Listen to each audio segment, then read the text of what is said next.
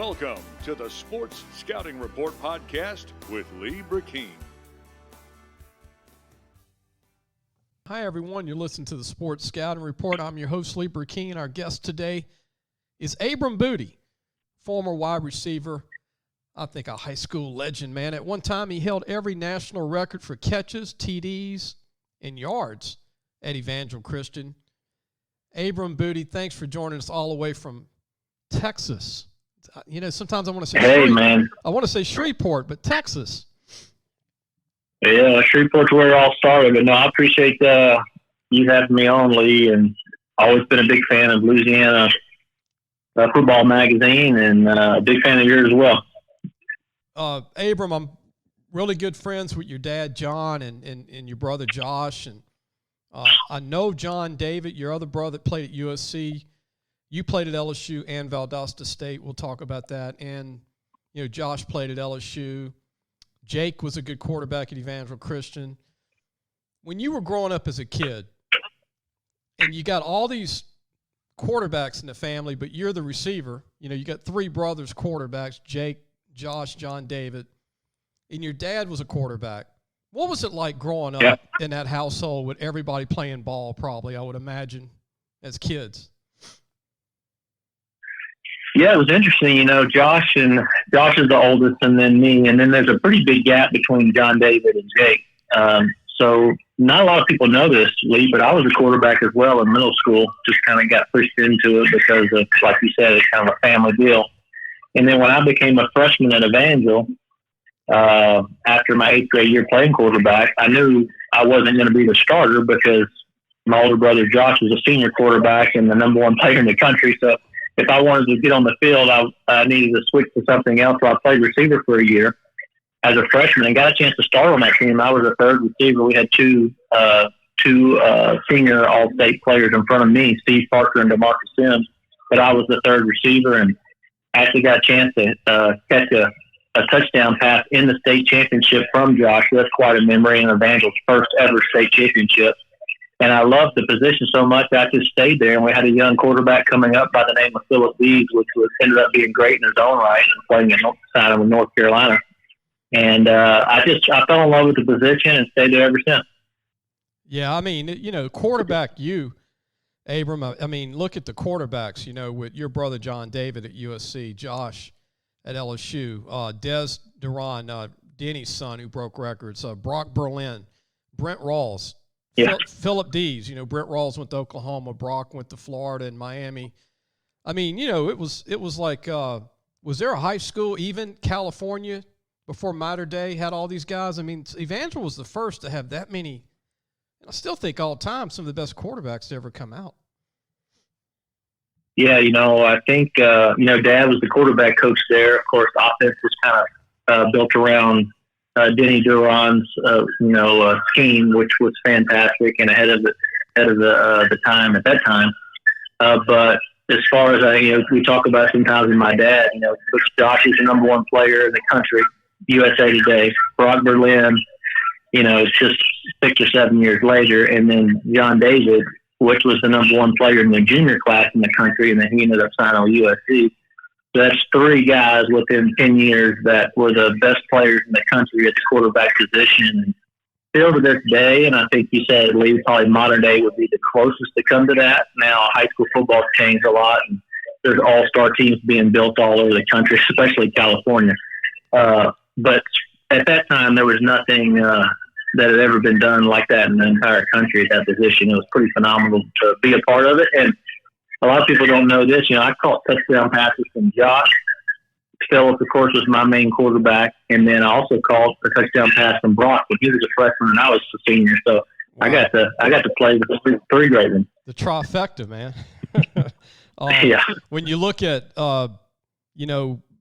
Philip Dees being the other quarterback right after, you know, your brother Josh, but Philip had he signed with Mac Brown at North Carolina. It's crazy. Mac is now back at North Carolina after being at Texas. Yeah. And then the coaching staff at Evangel, Abram, y'all had a special coaching staff, you know, led by, you know, your dad on the staff, John, and then Denny Duran, and then Ronnie Alexander, one of the best defensive coaches in the country. and then John Bachman and several others. But that was a heck of a staff. Yeah, it was. We were really blessed as young men, not only to have great coaches, but I think one of the secrets of the success of the Evangel program was there was great men for, young guys like us to model ourselves after. They really walk the walk in, talk the talk, and were great examples. And then, of course, Coach Dunn came in there. There was always the schematics and the chemistry and even charisma, while those guys that you just mentioned. But when Coach Dunn came over from Woodlawn and really brought organization and tremendous, leadership to the program. I mean, I don't know of a better coaching staff in the country that's ever been assembled in the high school level. I don't either. I think it was the best staff I've ever seen. And, Abram, what's crazy is that, Dennis Dunn coached James Gilliard at quarterback at Woodlawn, who people forget was a quarterback and played DN at LSU, James Gilliard. Yep. The all-SEC DN. We're going to take a quick break. When we come back, we've got more on Abram Booty. And I want to talk about Abram's son, General Booty, that, grandfather, your dad, John, has been one proud papa ever since he was an 8th grader. He called me and when y'all were in San Antonio. We'll talk more about your son and talk about some more of the success out of Evangel, some more of the great players. We can't mention them all, so if you're an Evangel graduate, don't get mad at me. We can't say every name. There's too many, but we'll keep mentioning some of the guys that have come out of the school. We'll be right back. Listen, whatever you're driving right now, Tommy Harvey wants it. Bring it in to Harvey Subaru, Lexus of Shreveport, Bossier City, or John Harvey Toyota. They're paying big bucks for all trades right now. They'll cut you a check right there. Tell them Lee sent you. Welcome back. You listen to the Sports Scouting Report. Our guest today is Abram Booty. Abram, before we get to your son, at one time, you held every record for a high school receiver, and we talked about this back when, the offense was more balanced when you played. It wasn't throwing the ball 30, 40 times a game like it did in the late 90s and 2000s. And now it's, like we talked about, slot receivers will catch 5 passes by halftime now, and it's nothing to see a guy with 14 catches, right, 15 catches. Trey Quinn came along at Barb and broke some of your records, and still to this day, you're in the top 5 nationally in some of those categories. And back in just a tribute to what your dad did, and Denny Duran and Dennis Dunn and all the coaches, John Bachman, the passing was so balanced that y'all didn't throw it every down, and y'all still had a run game. Y'all had the Jacob Hesters of the world, the Robert Davises of the world. And, it was not throwing the ball. Look, maybe your brother, Josh, would I be right saying this, might have threw the ball 20 times a game, if that?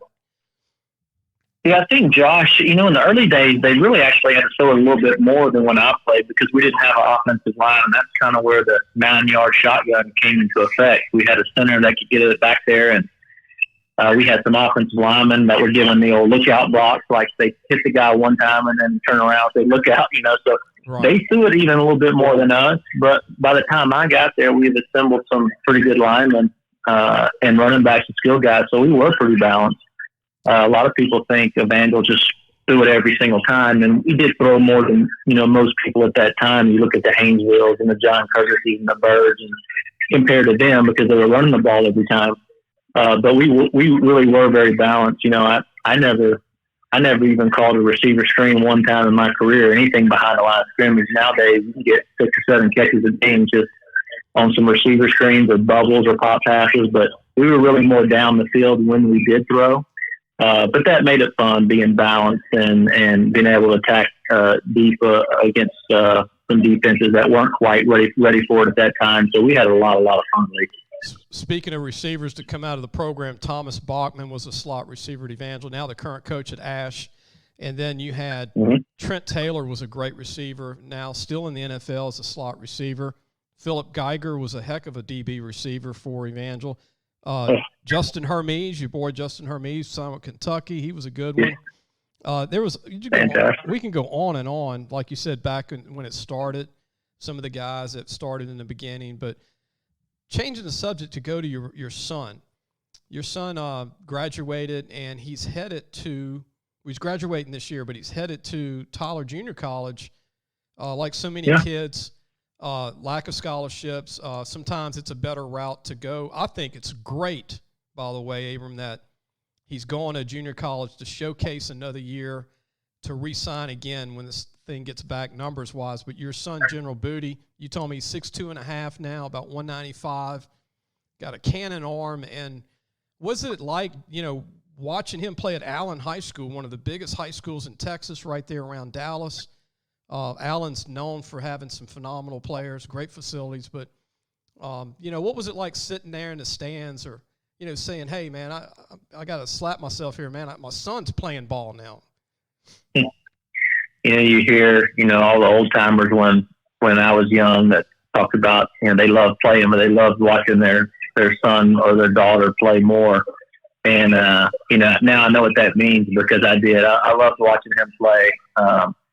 I'm real proud of him. He's a good young man. He loves God. He's a straight-A student. So first, he's a good person and a good leader. He was voted team captain after only being here 8 months. And like you said, they have a tremendous tradition. They have more kids on the team than any other place in the country. Kyler Murray played here, and they had a lot of greats play here.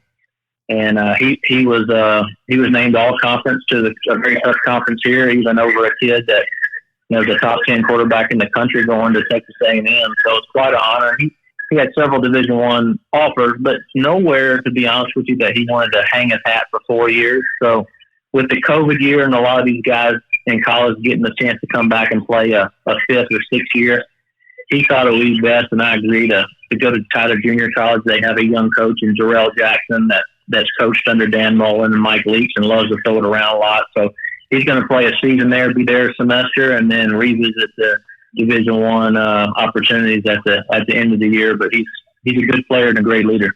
What I like is you can sign in 6 months in that 222 class, basically 6 months after the 221 right. class. And he was 6'8" All-State this year as a quarterback. Again, 6'2.5", 195. Hey, look, anybody listening, we got a lot of college coaches listening too, Abram. I want to make sure they know that your son, General Booty, is what's the joking word, a free agent. He hadn't signed with anybody. And so that's right. He's there to play this full season this year. Pray to God we can have a full normal year and full junior college schedule, and all the colleges can get back to normal. Abram, tell everybody how you ended up in Texas. I know that your dad, John, moved to Texas. Y'all started off in San Antonio, and then I know you went to Allen, and we'll talk more about Josh and Jake and John David later in the show. But how's it been for you living in Texas, being from Shreveport? It's great. It's been an interesting ride, probably more so for our kids than myself. My wife, Amy, is awesome. She's a trooper, always ready for change at any moment, and just loves life. And then also have a daughter by the name of Avery. She's a sophomore and precious. But, we were in California for a period of time, General's freshman year. And then his sophomore year, my dad took a job at Cornerstone Christian in San Antonio and as an AD. And he said, Abram, would you come be the head coach? And we debated it for a while because we'd been in California at that time, Newport Beach, for about 5 years and loved it and still do, but decided to take on that challenge for a year. Then we moved back to California, and then COVID hit. After General's junior season there, he played in the Trinity League against Modern Day and St. John Bosco and a lot of those teams that are great out there. And I said I was thinking about moving back close to the South, and, my parents again anyway, and Amy's mom still lives in Shreveport, so we made the move. And, we were just kind of fortunate, God bless us, because about a month after we left, they shut down California, and, they didn't even have a fall season. So right. General and Avery enrolled in Allen, and, it's just a spectacle here. It's unique. It's a unique place. Their stadium's $40 million stadium. It holds about 25,000. They have 600 kids just in their band. I mean, it really feels like a college experience going to a ball game. If you've never been and you like high school football and listening, and you can make a quick trip to Dallas for a Friday night game in Allen, it's pretty special feeling, and they take it very, very seriously. Abram, we're going to take a quick break. When we come back, I want to talk about your days, and you and your brother both went to LSU, and then there's a cool little trivia you told me about when you were at Valdosta State, where you finished playing ball. But there were a couple of coaches there that we all know now, and it's just crazy looking back that they were there and we'll mention who those coaches are today. Everybody recognizes these guys. We're going to take a break. We have more with Abram Booty, former Evangel Christian wide receiver, and LSU and Valdosta State wide receiver. We'll be right back. Looking for a used car? Harvey Autos has 3 dealerships, which means 3 times the used vehicles. They've got everything from fuel-efficient compacts to luxury models, even hybrids, and certified pre-owned with a warranty. Check out John Harvey Toyota, Harvey Subaru, or Lexus of Shreveport, Bossier City. Welcome back. We're listening to the Sports Scouting Report. Our guest is Abram Booty, one of my favorite players I've ever covered in my 30 years. One of the most fascinating families, one of the great families that I got to know your brother Josh and your dad John back in the beginning in 91. I can't believe it. I'm getting old, Abram. And then you have a kid in college. It's just crazy that all your brothers, a lot of them have kids coming up, and John David. How's he doing in California? He's in California, right, John David, right now?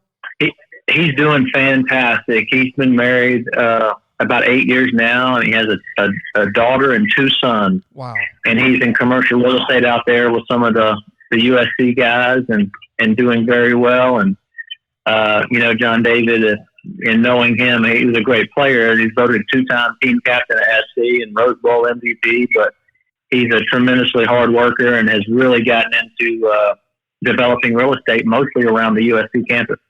And then your other 2 brothers, Jake, your youngest brother, and Josh are living. You told me they're living in Miami, Florida. Man, I am jealous. That's a great place to live. Never snows over there.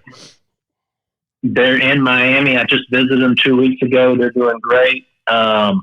They developed, and Jack kind of led it, but Josh is working with them, a new application. It's called Bula, B-U-L-A, and it is a fun app. If you get a chance to download it, it's a social challenge app. It's fun to play. It's fun to challenge your friends, and they've been focusing on that for probably the last 6 months now, and it's doing well. Hey, look, we can't just promote your brother's businesses without promoting what you do, man. We got to do that now. So tell everybody what you've been doing for, heck, almost 20 years now in a Prime America, I believe, still, right? Yeah. Prime America is financial services, and we've built agencies all over Louisiana and Texas, and even have an office out in California where I stayed there and been doing that for over 15 years. And love it. We get a chance to help the middle class and getting out of debt and saving for retirement. And I have about 100 agents all over, mostly the South, and it's going very well. I want to mention another little note about Evangel Christian. I know that Abram will agree with me on this. At one time, I called it D-Line U, Defensive Line U. It started with Eric Jefferson, who was just a freak of an athlete, 6'4", 270. Then the late Cole Pittman, one of the player of the year, but both of them player of the years, their years coming out, Eric and Cole. And then Chase Pittman, Cole's brother, Kenyatta Dawson, Byron Dawson, Stevie Lee. So many great D linemen. I mean, look, the great teams, you can't just have offense when you were there. Man, y'all had one of the best D lines for like a decade in the country. Yeah, no, I think you can, and there's a lot of guys you can throw in there, but Chris Bowers would be one. Yeah. Phenomenal defensive end when John David played. Zach Schreiber went to Alabama. But yeah, no, elite, and I don't want to leave some guys out and others more, but I got one. I got one. Tyler Satterwhite, right? He was another one. Tyler Satterwhite was absolutely fantastic. He was undersized if you look at it compared to those other guys. Other guys are monsters, but as a player, buddy, he would flat out get after it. There's a lot of those guys, but Evangel, they had the quarterbacks early. Then the receivers started wanting to play with the quarterbacks. Then the offensive line showed up. And then the defensive line, you're right, Lee. I mean, it kind of stole the show there for about 10 years and really, really put Evangel on the map from the elite, being in the USA Today top 10, winning the national championship in 1999 was because that defensive front was so dominating. I can't leave out my friend here, Jamario Rasco. He was another one that went to LSU. Oh, Rasco. Yeah. I mean, we've forgotten probably 20 people, but right. Yeah, absolutely. He was an absolute fantastic player. And then you look at the linebackers like Bub Alexander that went to LSU, your buddy Ronnie's son. You look at Jacob Hester. How proud are you of Jacob Hester playing the pros, and now he's a celebrity in the media now? Old Jacob Hester's doing good now.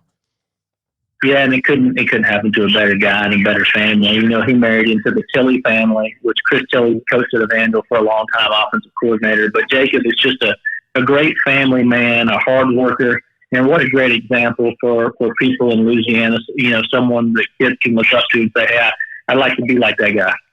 I want to take a break, bring you back. I want to talk more about your son, General Booty, and talk about Tyler Junior College, and also Valdosta State. Just the two guys that were there just blows my mind. The two guys that were there. We're going to throw those names out when we come back. They're currently big names in college football that were at Valdosta State with Abram when he was finishing his days after leaving LSU. We'll be right back. So, hey, guys, just wanted to take a minute to tell you about Harvey Autos. If you need a new or used car, there's 3 great dealerships right here worth checking out. John Harvey Toyota, Harvey Subaru, and Lexus of Shreveport, Bossier City. Low prices, honest people. Tell them Lee sent you. Welcome back. You're listening to Sports Scouting Report. Our guest today is Abram Booty, former wide receiver, Evangel Christian, LSU, and Valdosta State. I remember, Abram, when you left LSU, and at the time, during that time, I tell everybody, during those Hallman days, that was just a crazy time at LSU, and they had a lot of players leave. They had, it was just and you look at it today, and you look at they won 3 national championships since that time. But do you ever say to yourself, man, the era I was there? And then you look at what LSU's done in the last 10 years. It's just crazy how different it is with their program. Football. It is. It's totally different. And it's just getting better and better, obviously. I really like Coach O. I know last year they struggled a little bit, but I spent a little time with Coach O last summer with General at a summer camp. And just what a stand-up great guy. He was actually the defensive line coach at USC when John Davis was playing there under Pete Carroll. So we got a chance to know him there. Of course, being a Louisiana guy, there was a connection. But I think he's going to get that thing turned around. And, it was unique when I was there. We had Jared Denard was the head coach, and I had 1 year basically with Saban right at the very beginning before they really got things going. But I'm really proud of the program and what they've done with it. And it's always fun to follow the Tigers. I remember, Abram, and there's a game that sticks out to me, the Independence Bowl in Shreveport, your hometown. Man, you had a heck of a bowl game for LSU, number 88, in that Independence Bowl. You were they couldn't cover you in that game. Yeah. And it was cool. Yeah, and I say Curly Hallman, by the way. Curly Hallman, DiNardo, those two combined were just that was a crazy 8-9 years. It was, Lee, but let me tell you this, there were some great players that came off those teams. Now look at Alvin Bannister, which just got inducted to the Hall of Fame. Todd McClure played center there. Kevin Falk was our running back. I mean, we had some really good. Booger McFarland was our nose tackle, which everybody knows Booger today from being an analyst. But we had some great players. And the reality is, my freshman year, I got a chance to start as a true freshman, which I take one of the things I take pride in. I had my first 100-yard game against Florida in our third game when they were number 1 in the country. We upset them at home. So we had some good teams and ranked top 10 in the country several times. But towards the end of DiNardo's career, you're right, it kind of tailed off there. A lot of guys started leaving, and then that's why initially that Nick Saban got the opportunity. And of course, he took it and ran with it. Another guy I remember that I really loved during that era was Chuck Wiley, Abram, the defensive end, Chuck Wiley. Oh, Chuck was fantastic. He was fantastic and a great leader. They had a lot of good players. You remember the linebackers? Remember Spears, Markeith Spears? Remember him? Markeith, absolutely. Called him Big Thick because he was about 6'2", 280. He was so thick. And Ryan Clark played free safety. I mean, we had some players. Yeah. Faneca and Kevin Mawai and Ben Bornalong. Oh, Mawai. And I think on that team you were teammates with Gabe Northern, right? Gabe Northern was on that team too. He was going out right when I was coming in, but I remember Gabe. Yeah, like you said, LSU's even when they didn't have y'all didn't finish well or didn't have the final season top 10 rank. There was great players every year in the program at LSU. And speaking of turning the attention back to Valdosta State, so when you finished at Valdosta in Georgia, a lot of people don't remember that other college, Valdosta State, that you went to. But you told me when you were there, Abram, you said there were 2 coaches on the staff at the time when you were playing receiver there. And you said, just 2 coaches. And I'm like, who? And you went, Will Muschamp and Kirby Smart. And I'm like, wow. That's cool. Yeah. Chris Hatcher was the head coach. He was the offensive coordinator for Hal Mummy back in the Kentucky days with Tim Couch. But he hired Will Muschamp to be the defensive coordinator. And right when I got there, Will got an opportunity to move on, as everybody knows where he's at now. He's been all over the place, but he became an assistant to Coach Saban. And we were all down and kind of distraught, like we're losing our coordinator. Well, then the assistant defensive coordinator stepped up and got promoted, and that's Kirby Smart, which became now a fantastic head coach for Georgia, and he's elite every year. So, and he was a young coach, and he was probably 26, 27 years old, but man, he had some fire and some enthusiasm and energy, and he knew what he was doing, and he's gone on to have a tremendous career. I want to mention this too before we go, Abram. I want to, because I think Tyler Junior College is going to love me for doing it, but also I want to help you and I want to help General Booty, your son. But if Louisiana natives want to come to a game this year, or just Texas people listening to this show, we go to Texas too. And we go to a lot of people in East Texas and Shreveport and Bossier and Natchitoches. But tell everybody, do you have an idea how the games are going to be kind of lined up and what time Tyler will play their games? And I know it's in Tyler, Texas, but just to give people an idea, is the schedule, when do they start playing games? What's the schedule? Yeah, so great question. Now, all the junior colleges, like some of the smaller level even Division I teams this year, they're playing right now in the spring, but starting back in the fall, they're going back to a normal schedule. So they'll have their first game at the beginning of September. They'll have camp in August, and they'll play right there at Tyler Junior College. They have a really nice campus, and normally even in the league that they play in is all within 30, 40 minutes from their campus. It's a really great league. I mean, they have probably anywhere between 15 and 20 players a year from each team that go on to play big-time Division I football. So it's going to be an exciting season, and I'm really excited to watch General play in that. But there's going to be some elite talent too. So yeah, if you're free on Saturdays and you can make a quick trip to Tyler, come on down and watch them play. What time are their games usually going to be, Abram? Is it day game and night games, or mostly night, or is there really It's mostly day.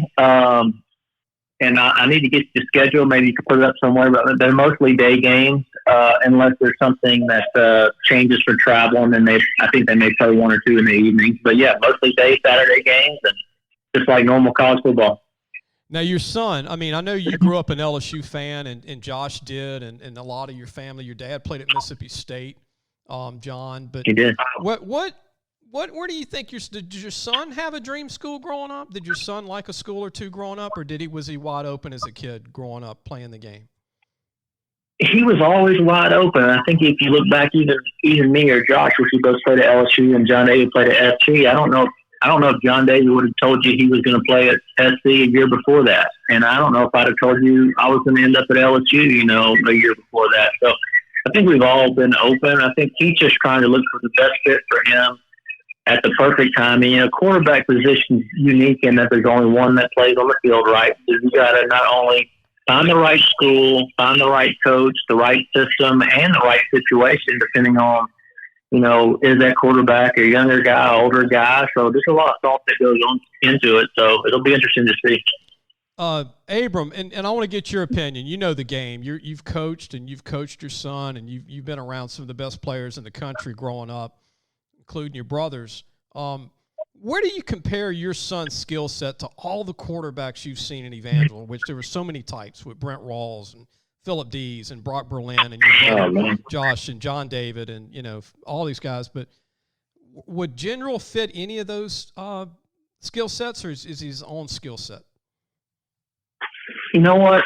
I'll just use my brothers because, you did name some great ones with Brock and Rawls and those guys. But he would remind you probably more of Josh John David was just such a smooth, deliverer and pocket passer, but General would be a little bit more raw athletic like Josh, but with more speed. He can run. He's got a little bit of my speed. He's a 4.6 flat guy, laser time at LSU last summer. So he can really run. If you get a chance to pull up his highlights, you'll see I think he had 10 to 12 rushing touchdowns this year. So he's got a good arm. He makes good decisions. He's an on-time passer, meaning he reads the field well and he delivers the ball on time. But when he needs to run, he can really pull it down and take off. It's hard to compare him to those guys because those are some of the best guys ever to do it in high school football history. Yeah. But General, he's got his work cut out for him, but he's a hard worker. And again, he's just a really good leader and a field general. I think we named him right by naming him General. He's really a field general and takes command, and he's got a lot of work to do, but he's ready to do it. I love the name General. Abram, incredible name. I want to mention too, I want to get your opinion of I got to ask you this question before we go, but Joe Burrow winning the Heisman Trophy.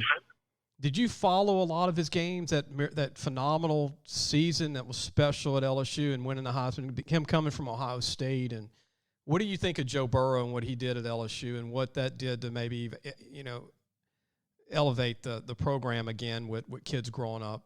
Joe Burrow, he's a phenomenal quarterback, isn't he?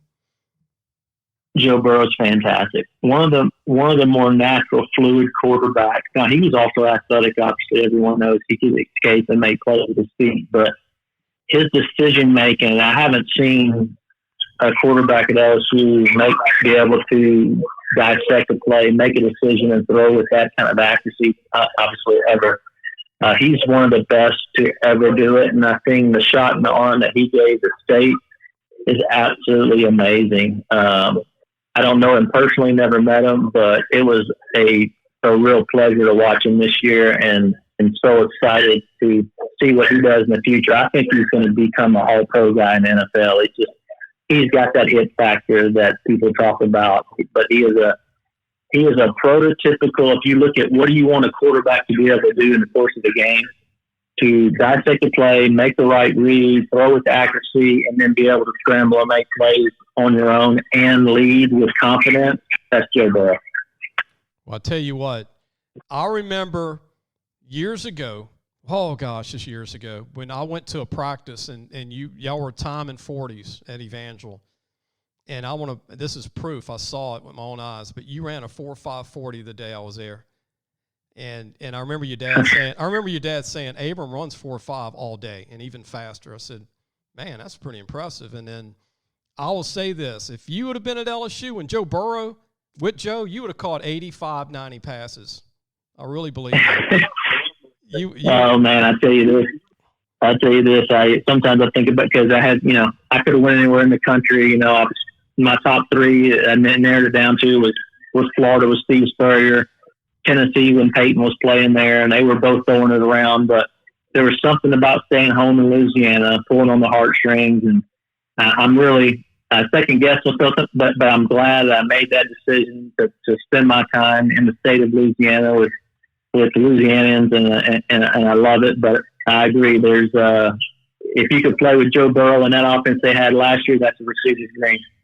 That would have been the perfect three receivers: Abram Booty, Justin Jefferson, and Jamar Chase.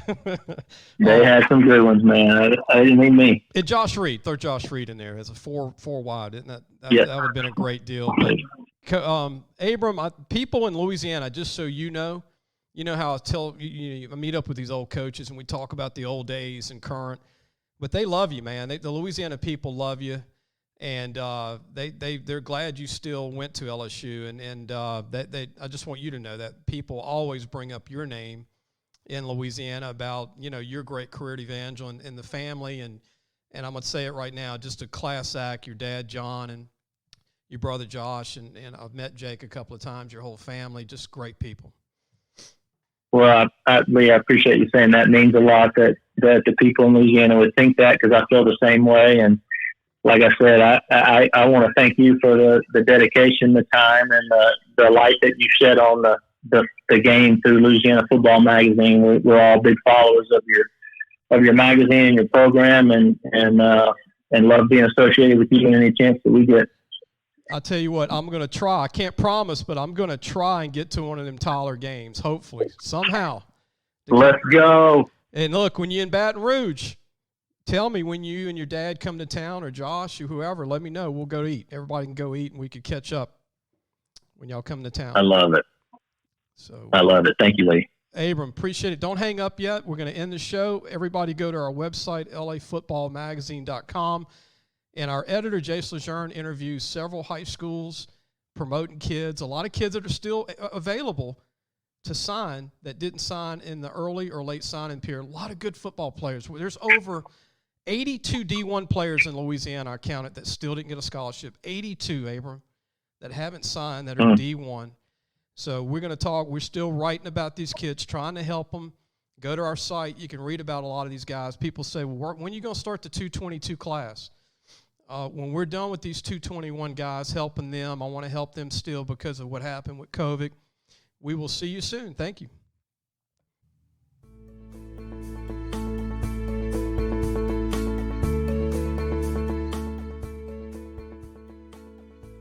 Thanks for listening to the Sports Scouting Report podcast with Lee Brecheen.